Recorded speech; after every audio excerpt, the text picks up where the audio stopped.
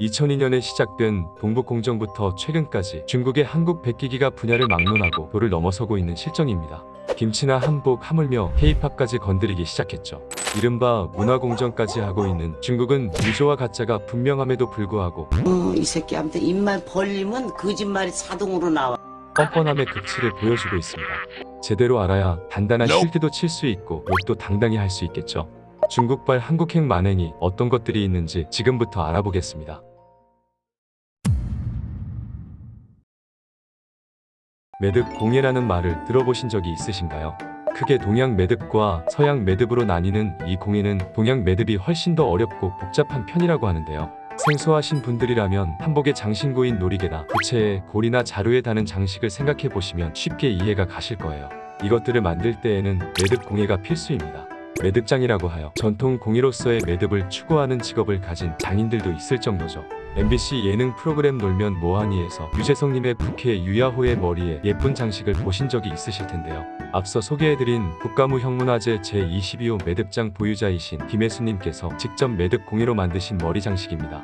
한중일은 같은 아시아 국가로서 그 매듭법이 유사한 것들이 많지만 그중 우리나라의 매듭은 으뜸이라고 할 수 있습니다. 실제로 일본에서는 이 매듭법을 배우려고 우리나라에 장기간 체류하는 사람들도 있을 정도죠. 그런데 2021년 1월 한국전통문화대학교 동아리에서 운영하는 인스타그램에 매듭장을 소개하는 글이 올라오자 중국인들이 대거 등장해 댓글 테러를 한 사건이 벌어졌습니다. 매듭 공예는 중국 것이다. 한국은 부끄러워해라가 주된 내용이었죠. 이에 해당 측은 무형문화유산은 공동체와 자연의 상호작용 및 역사적 전개에 따른 재창조와 지속성의 인식이 이루어지며 동시에 배타적 소유권을 주장할 수 없는 공유성의 원칙이 있음을 설명하면서 일단락지었습니다.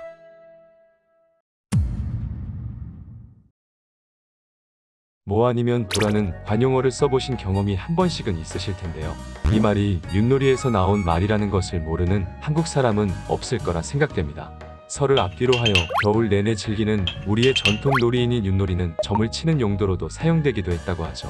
고려설, 신라설, 부여설, 오조선설 등 다양한 기원설이 있지만 윷놀이에서 쓰이는 용어는 부여어라는 것이 중론인데요.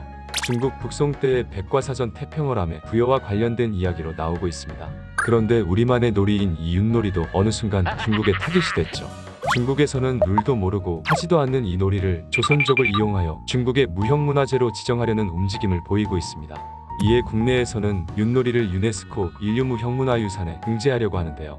2019년 국회에서 윷놀이 남북공동 유네스코 등재추진위원회를 발족했고 지자체 중에서는 충청남도와 충청북도가 적극적으로 움직였습니다. 충남은 문화의 달 행사에 윷놀이 행사를 개최하고 해외에 홍보하며 이를 계기로 윷놀이를 유네스코 등재 판으로 삼겠다고 발표했죠. 보수 언론과 일부 충남 관계자들은 이를 비판하기도 했으나 충남의 자랑인 이순신 장군께서 전쟁터에서의 전략을 세울 때도 항상 유점을 보며 시기를 선택하고 공격 결정을 내렸다며 충남과 윷놀이를 연결하기도 했습니다. 이런 문화를 지키는데 발 빠르게 나서지는 못할 망정 관계를 들먹이고 비판부터 하는 사람들은 우리나라 사람이 맞는 걸까요?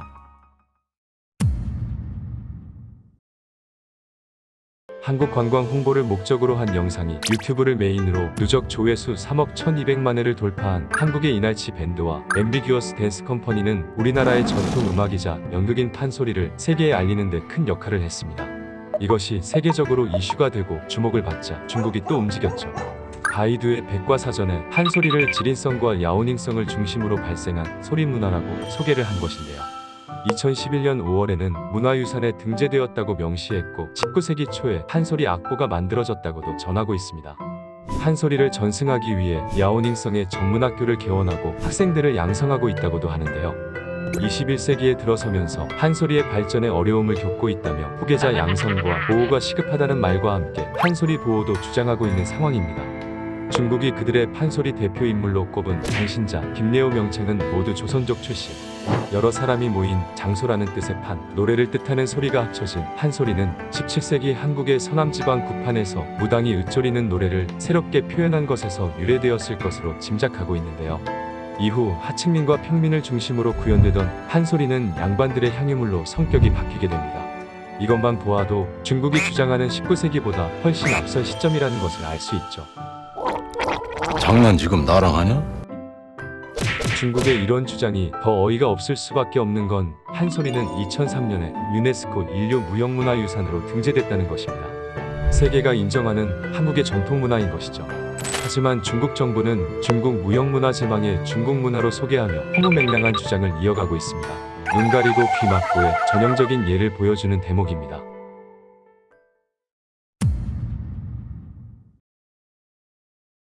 한반도의 고대 부족 국가에서부터 신체를 단련하는 행동을 하였는데 이것이 우리 고유의 무예로 발달하게 되었다고 합니다.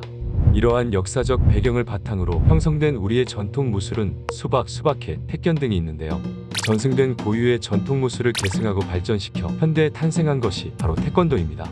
태권도의 기술 중 가장 독창적인 발차기 기술은 삼국시대, 조선시대에 성행하던 민속무예 중 택견의 기술에서 유래한 것인데요. 일본이나 중국에서는 전혀 찾아볼 수 없는 독창적인 고유 기술입니다. 우리나라의 국기인 태권도를 중국에서 기원했다고 말하며 당당하게 무식함을 뽐낸 한 사람이 있습니다. 바로 중국의 배우 베이징 체육대학교 무도학과 학사 출신 조문탁인데요. 사건의 발달은 이렇습니다. 무술 고수를 뽑아 대련을 시키는 중국의 한 스포츠 예능에서 ITF 태권도 대표로 나온 여학생에게 태권도의 발차기는 중국의 무술인 처저우에서 기원했다고 말하고, 이어서 공수도는 소림사의 권법에서, 유도는 중국의 씨름에서 유래됐다고도 했습니다. 결국 중국은 모든 무술의 나무라는 말까지 덧붙였죠. 지랄하고 자빠쳤네. 조문탁의 이런 발언에 대해 중국 내 무술 관계자들도 나서서 비난을 합니다. 중국의 중합격투기 선수 시샤오 등은 한국이 태권도를 홍보하고자 오랜 시간과 노력을 들였는데 그걸 세계에서 알아주니 이제 와서 중국 것이라고 하는 것이 창피하지 않느냐며 다짜고짜 중국 것이라고 앵무새처럼 말해봐야 비웃음만 듣는다라고 말했습니다. 이어서 중국의 우슈나 쿵푸같이 세계적으로 내세울 중국 무술이 있는데 이것부터 홍보하는 것이 먼저라며 부끄러워해야 할 일이라고도 했죠. 이 소룡의 영향으로 조금만 노력하면 될 것을 손 안 대고 코 풀려고 하는 심산인 것이죠.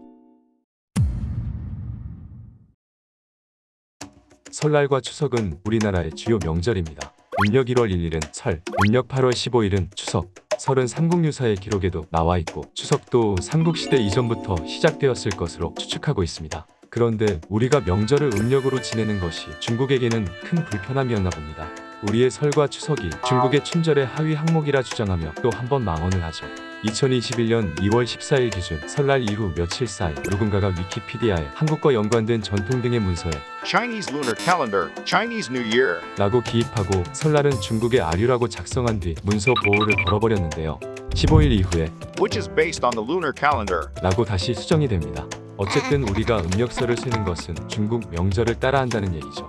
오버워치와 같은 해외 게임사에서 한국의 설날을 맞아 축하 스킨을 파는 것에도 중국인들은 때로 몰려가 클레임을 걸고 춘절로 바꿀 것을 요구합니다. 청와대 국민청원에도 글이 올라왔습니다. 한국인들의 춘절 도용을 중단해 주세요. 서울에 거주하고 있는 중국 동포라고 소개한 글쓴이는 중국의 춘절을 설날이라는 이름으로 도용하고 쓰고 있다는 사실에 가슴이 아프다고 합니다. 우리라는 단어를 내걸고 한다는 말, 참 피가 찹니다. 이들이 이렇게 말하는 모든 주장의 근거라고 하는 음력을 살펴볼 필요가 있겠습니다. 현재 우리가 사용하고 있는 음력은 태영태양력으로 시언력이라 하는데 청나라 때 만들어진 것인데요. 이것은 한국과 중국 외에도 베트남, 오키나와 등에서 사용하고 있습니다. 같은 역을 사용하면 다 같은 나라고 다 같은 문화인 것일까요? 이런 논리대로라면 기독교에서 만든 그레고리력을 쓰는 나라의 기념일은 모두 이런 문화의 기념일일 텐데 말이죠. 심지어 음력 시언력은 서양의 천문학을 토대로 만들어진 날짜 체계입니다. 이것을 서양의 기술이나 그레고리력으로 바꾼다면 그들의 주장대로 중국의 문화는 서양의 아류가 되는 것이겠네요. 추석도 마찬가지입니다. 세계 어느 나라, 어느 민족, 어느 부족이든 그들만의 송년과 수확을 기념하는 날은 있기 마련인데요.